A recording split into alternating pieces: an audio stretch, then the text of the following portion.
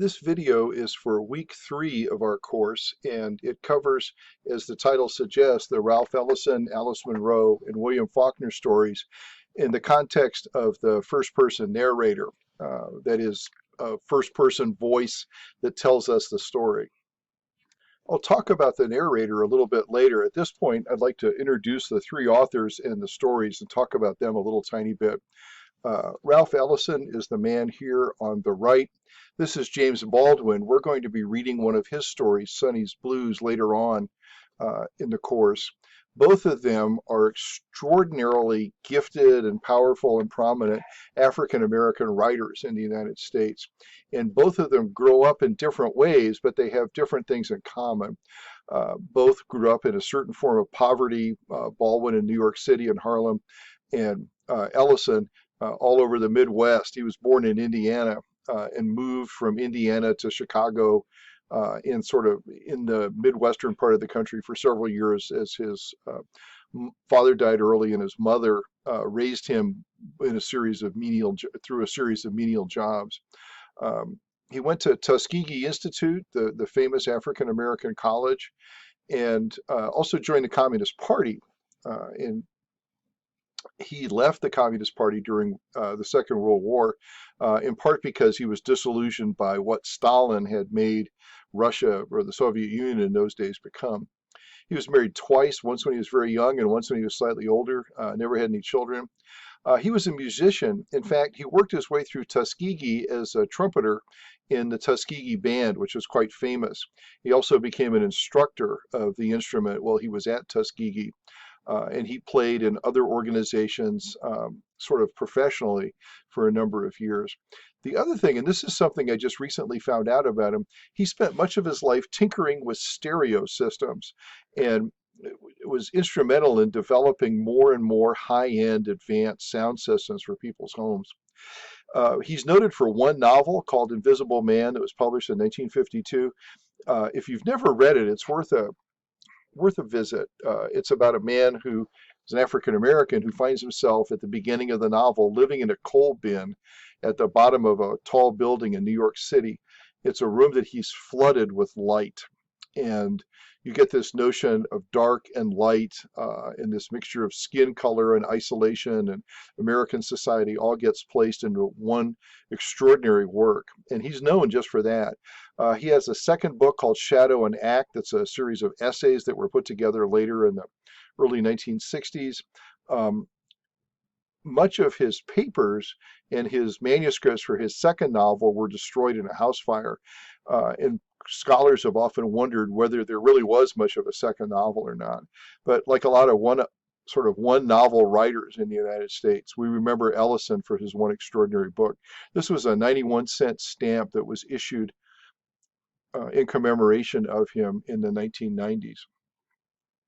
The story that we have is an unusual one. He wrote it, I've been studying when it was written, between 1937 and 1938, sometime that year, but it wasn't published until 1996 after his death, when an editor went through his papers and assembled a volume of a collection of short stories that had never been published. This is unusual for Ellison in the sense that his narrator is a white male, a young man, a teenager, but he's white. And what the white person describes from his point of view is a lynching. That is the death by a crowd of an African American. And this is something that was obviously relatively common at the end of the 19th and beginning of the 20th centuries. Some people estimate that in the South there was a lynching every 3 or 4 days during the 40 or 50-year period between the beginning of Jim Crow laws in the 1890s, when we started formally segregating African Americans in the South from white people, and and World War II. The story contains the N-word about 40 times, and some of you may find that problematic, but I mention it only because it's in there, and what Ellison is doing is attempting to recreate the consciousness and the speech of his character, of his narrator. Okay. the story that's being told there actually has a real analog. And apparently it's based, scholars have decided that the details match up with a 1912 lynching in Tyler, Texas, of a man named Dan Davis. This was reported in the St. Louis Post-Dispatch, as indeed were many lynchings in this period, because lynchings were news. It's a complicated subject, but it was reported. Then it was collected in an NAACP book called 30 Years of Lynching in the United States. That was one of the first major anti-lynching manifestos issued. You can go to a website here, Lynching in America, EJI.org. There's a report on lynching and how common it was in the United States during this period. It comes from there's a museum devoted to this and to Jim Crow, into the struggles of African Americans to become full citizens, and that's, you can access this through the link. We don't have any pictures of the 1912 lynching, but this disturbing photograph from Omaha in 1919 sort of compares in terms of the kinds of things that happen in the story. Many of you will find this disturbing. This is kind of the Mike Burke trigger warning, but it's a story I've added to the course because it asks some interesting questions about first-person narrators, and we'll get to that a little later in the video. The second story that we have for this week is written by Alice Munro. As you can see here, she's a Canadian writer, a woman, obviously. And most of her work has been short stories. She's been married twice. She has 4 children, or had one of whom died very young. And she won the Nobel Prize for Literature in 2013. She's perhaps one of the most prominent and famous women writers in the world. And her milieu tends to be mostly Canadian, mostly families, mostly sort of in the Canadian farm country in the middle, Saskatchewan, Manitoba, Ontario, places like that. And she has a broad range of stories that deal with the kind of issues that farm families and families who've moved from farm to city, and city families getting an education, things like that pop up. She's still with us, is still writing, had a couple of stories published in the last couple of years. The story, How I Met My Husband, is a story that the narrator, a first-person narrator named Edie, tells about how she grew up. She's about 14 when the story starts.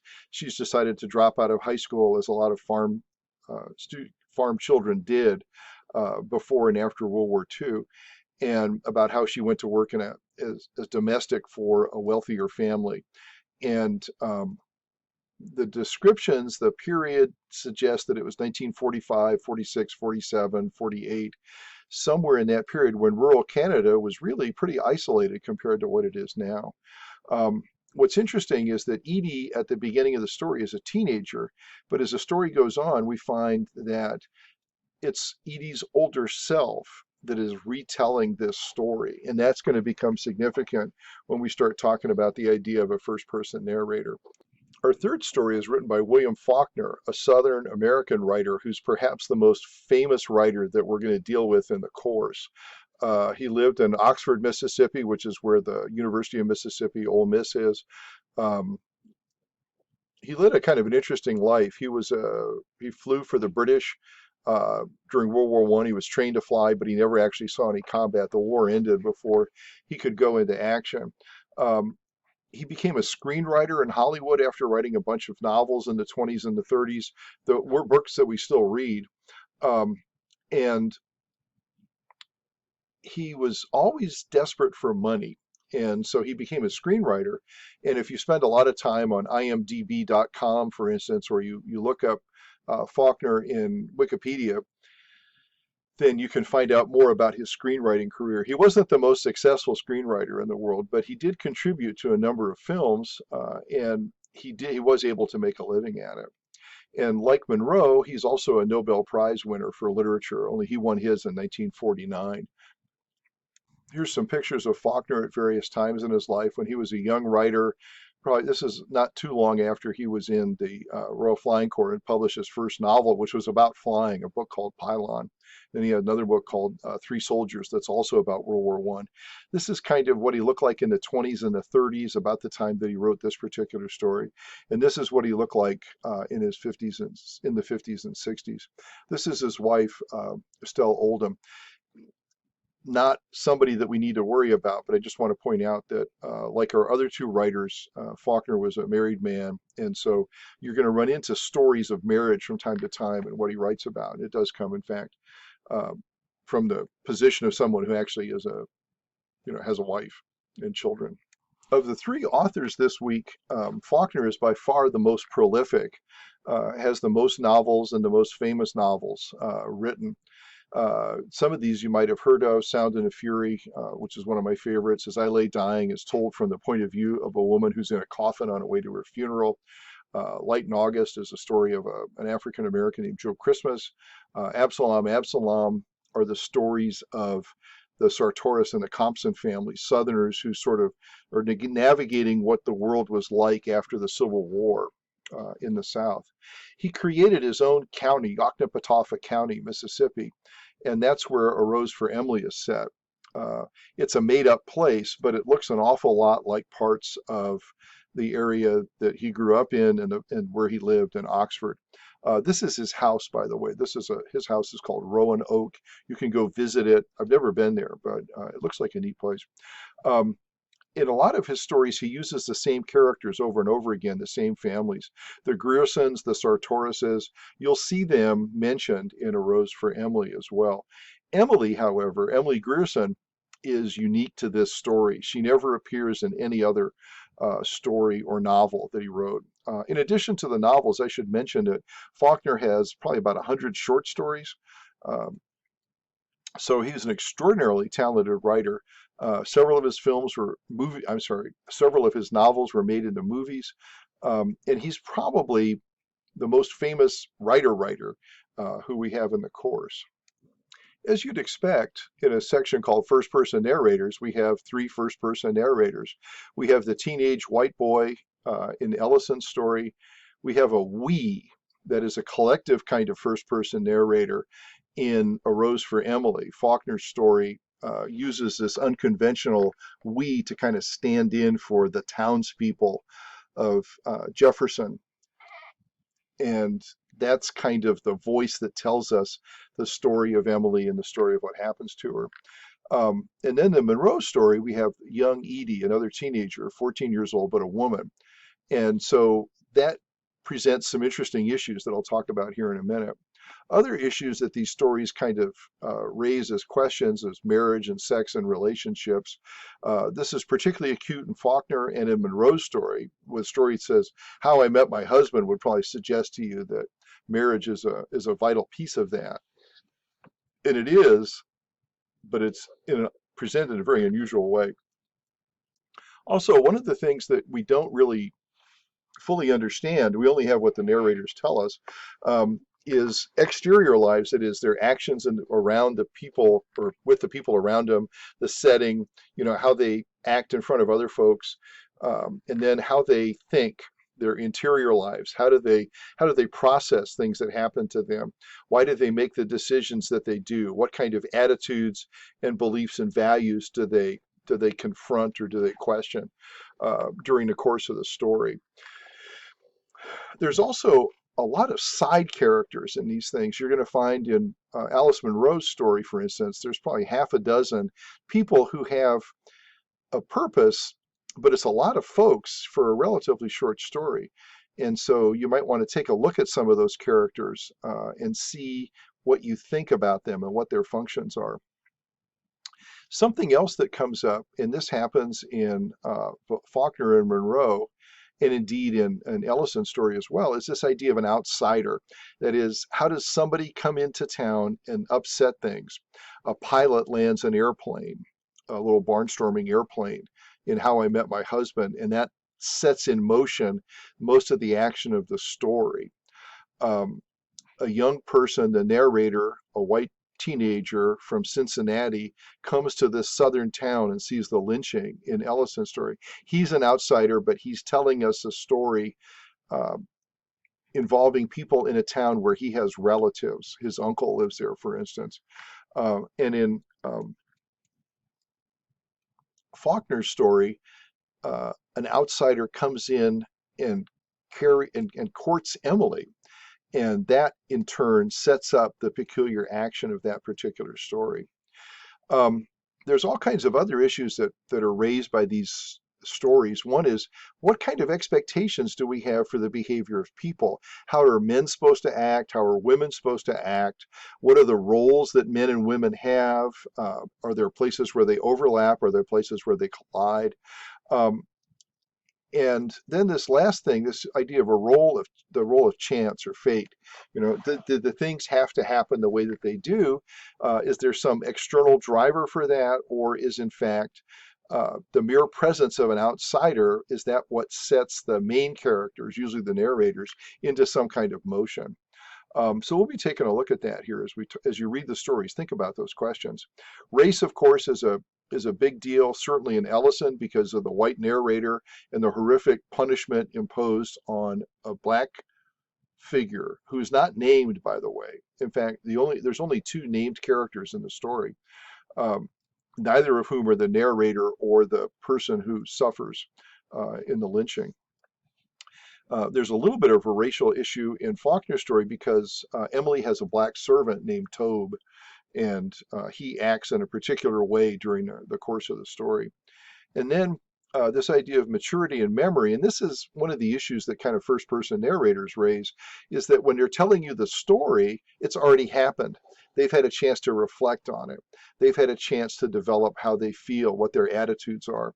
And so it makes it interesting when you think about these issues, that maybe their memory is shaped in a particular way that makes them look better or worse than they really are, perhaps. Maybe they leave stuff out or remember things later that they add in or don't add in. I mean, there's any number of questions that a first-person narrator raises. Also, two of the narrators are young people. Edie is young. The male narrator in the Ellison story is young. So you kind of have to think about, what do young people know and what do they remember, and how do they process information versus how do older people process it. This gets complicated because, again, as I said, all these stories are told retrospectively. They're told after the fact. Let me talk a little bit about this idea of narrative voice. That's what we call the first person or third person. Again, first person's a character in a story. It may not be the central figure, but it's certainly somebody who at least observes, if not participates in the action of the story. As I said, Rose for Emily has a we character as the narrator, and he represents, or she, I think it's a man, but we could speculate about that. What's going on as if the whole town is watching. And so that person kind of adopts this this voice of somehow knowing everything that happens in the course of the story. And we'll talk some more about that just here in a minute. Third person is where we have some other person, not a character, not the author telling a story. The technical term for this is persona. That is the voice of the third person narrator, somebody who tells the story. It's not the author. This is the presumption that we make, but instead it's this invented kind of figure that we have. Okay, they fall into two types. One is a limited third person, where they only know what they know, they only see what they see, they only hear what they hear, and they only focus. This is the idea that one character gets focused on throughout a particular work. We'll deal with some third-person stories later in the course, but not at this point. And then an omniscient third-person narrator can see everything and comment or analyze what's going on all through the story. Okay. One thing to remember, any work of fiction is what we call constructed. It's made up. It's fiction. There may have factual bases to it, like the lynching, for instance, or the settings. But everything in a story is made up. The author creates this and creates the narrative voice, and then offers it to us. And our job as readers is to do what Aristotle suggests. We suspend our disbelief and we enter a world where we know everything is made up, but we treat that world like it's real. Okay. And once we enter into that world, we just make the assumption that everything that happened the way that we're told. Okay. Some of the issues that first person raises, we have to understand a question that is very difficult to answer, and that is, why are we being told this at all? What's the importance? Why is this story important for the narrator to offer us? And that's a question that different stories provide different answers to, but it's something you might want to think about it. One of the nice things about first person is that there's a certain kind of immediacy. We experience things as the narrator experiences them and tells us about it. And so a lot of times we feel more connected to a first person story, because it might offer us some insight that we wouldn't otherwise see. The question then is kind of the opposite of that, is how much do we trust a narrator? Our textbook talks about unreliable narrators as one form of this, but there are other questions that are raised by a first person narrator. That is, how accurate are they? What kind of biases do they have? Or if they leave something out, do they do that intentionally or unintentionally? How much power do they have in terms of interpretation? Can they offer us an analysis of somebody else's actions or thinking, perhaps? And so those are some questions that we might want to ask ourselves, how much we trust a narrator. And then we also have this issue of empathy. Audiences might like a narrator. You might decide that you like Edie, for instance, or that you sympathize with the young male narrator in the Ellison story. Okay.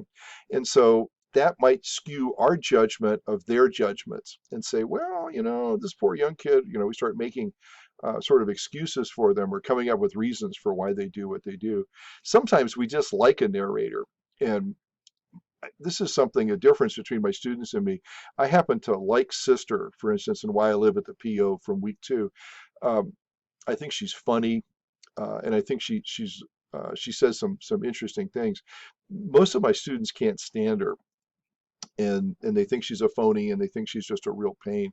Um, then you get into these other questions of, does she live in a dysfunctional family? Is there something wrong with her or wrong with them? I mean, there's all kinds of questions that we could ask. But for years, I've regarded that story as funny, and my students have said, no, it's not. And they always point out holes in it. So, and they don't like Sister. I don't know how you guys feel. You're welcome to dislike her, just as like you're welcome to like or dislike any character we run into. But it is an interesting question about our own personal response to a personal narrative by a first-person narrator. Well, how do we respond to that? How much sympathy do we have or not sympathy? Now, one of the things that's interesting, they do studies on narrators and how they affect audiences. And I read this one recently that says that audiences sort of feel empathy for a first-person narrator, but they don't trust them very much. They tend to trust third-person narrators more, and that may or may not be an issue for you as you read these stories. There are some sort of technical writing issues that might pop up. How much movement do they have? How much knowledge do they have if they're part of the action? Sometimes characters can tell us something, but then we might find out the narrator's been lied to in some way, and the narrator may be intentionally lying to us, presenting us their best side, not their worst side. And in some cases, a first-person narrator can be impaired. In The Sound and the Fury, for instance, there's a character named Benji who's a 30-year-old man but has the mind of about a 5-year-old. And so when he's talking to us, and he does for about 50 pages, what we're seeing there is somebody who's profoundly mentally disabled. And so what kind of a narrator could that be? What kind of limitations and what kind of capabilities does that kind of narrator have?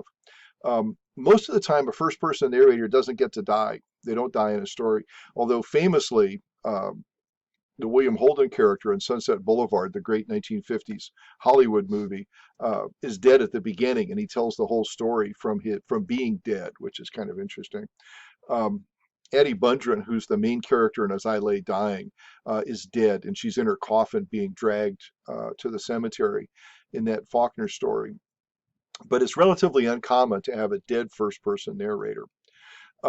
As I mentioned before, another point is this idea of retrospection, that an action happened in the past and now they're retelling it. And just like all of us, we shape our stories in different ways over time. And maybe we become more heroic, maybe we become more sympathetic, maybe we become nicer, or maybe we see things in our younger self that make us cringe. And so when we're reading these stories, we have to be conscious that there's two timelines. One is the timeline that we're reading, and the other is the timeline that the narrator is on, in the sense that the narrator is retelling something that happened years before we're reading it. Okay. And that, of course, can help a narrator get in the way. I've talked about some of these issues already. One of the issues with Rose for Emily is that the townspeople, the we of the narrator, only see her when she's visible. They don't know really what goes on in her house until they get to go in it after she's dead. They only see her actions when she goes to the city authorities or when somebody visits her house. So we get a very limited perspective on Emily. We don't know what's going on in her head.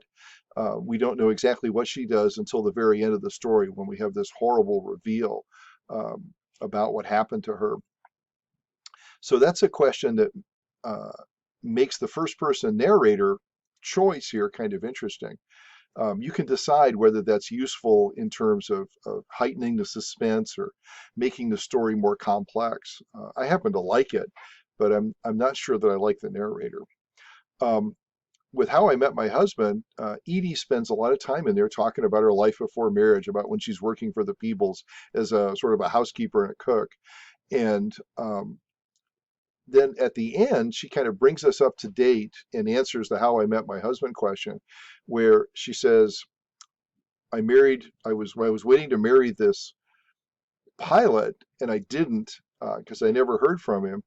And instead I married, as she says, one of the Carmichaels. And one of the questions you might want to ask is, why does she say that?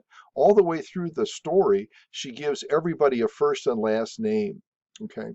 But when it comes to her husband, she says one of the Carmichaels, as if they're all indistinguishable. If she hadn't married the one who was the postman, she might have married one of the other ones. So it kind of makes you wonder a little bit about the nature of their attachment, the nature of their relationship as husband and wife. And one of the questions you might want to ask yourself is, should we trust Edie? Do we trust her to tell the truth? And my sense is yes, because of all the detail that she puts in. I mean, we know exactly what this house looks like. We know exactly the kind of tasks she had. We know a lot about the airplane and the pilot and the people around him. So there's a level of what we call verisimilitude, that is of truthful presentation, that suggests that she might be somebody that we can trust. But that's a question that you may have different answers to. A Party Down at the Square, again, I've talked about a lot of these issues where you've got one of the most complicated things is a black author assuming a white first-person narrator voice. We, in our own time, tend to talk about authenticity and cultural appropriation. And these are issues where, could we reverse this? Could a white person recreate a black narrator? And would we allow that white writer to do that? Or would people say, hey, you're taking something that doesn't belong to you and trying to make it your own? So one of the questions that you might want to think about is whether Ellison does this for some other reason other than just a way of telling the story, whether there's a political piece to it, whether there's a point he's making about the fact that not only do white people do the lynching, but some of them get pretty disgusted by it. And so that may be a question that you think about and say, well, is it okay for Ellison to do that? I mean, right now in our country, we talk a lot about, sort of authenticity, and we talk about, we're in the middle of talking about racial issues constantly, it seems. And so Ellison kind of challenges us here in a sense and says, what if things are reversed? What if instead of a black person telling a black person's story, you have a black person telling a white person's story about black people. Well, what might be the function of that? So I'm not going to give you too many more hints, but just to think about that. Another thing to think about is the conscience of the first person male teenage narrator in that story. He becomes appalled at certain points in the story, and then over the next day, the ending paragraphs, the last two or three, suggest that he's sort of accommodated to this. Maybe it's made it normal. And then so you might want to think, does our attitude towards this narrator shift from how we see him in the middle of the lynching to how we see him at the end? And do we have the same empathy that we might have at the end of the story that we might have developed in the middle? There's also three other aspects of the story that are odd. One is that this takes place during a storm. Okay. The second is that there's an airplane, actually an early TWA, which used to be a big airline here in St. Louis, passenger flight that flies over this thing and thinks it's an airfield. It gets lost in the storm. And then because of the airplane and the storm, power lines are cut, and a white woman, is electrocuted and becomes a figure who looks remarkably like what the African American victim of the lynching looks like. And so one of the questions is, why does the writer include that? The narrator, why does the narrator include those stories? And does the narrator make sense of those in a way that makes sense to you? So in addition to all those questions, one of the questions that you might want to ask yourself is, which of these stories is worth reading again? Which of these stories is something that we should study? And we call this what I call canonical thinking. The canon is the body of literature that English teachers think should be taught in school, the kind of works that have cultural significance that should be read by everyone in a particular culture here in the United States, to say, yes, this is part of your cultural heritage. This is this is part of the way in which you understand yourself as an American in the United States at this particular moment. The final exam for the course, you're going to be developing some standards, some criteria by which you could make that judgment. And we'll be talking about that later on in the course. But at this point, something you might want to think about is, if you could put these authors and these stories into some kind of hierarchy, which would be the best, which would be the second best, which would be the third best, and why? What kind of standards would you apply? From my perspective as a English professor and somebody who's been teaching English and reading and writing about literature for 40, 50 years, the way that it looks now, William Faulkner will always be a member of the canon because his writing is complex. He tackles issues that are tough, that are not easy, and doesn't offer us stereotypical solutions or easy or conventional solutions. He focuses on humans and on the issues that they face. Munro, as a Nobel Prize winner, has a pretty good claim to being listed as canonical.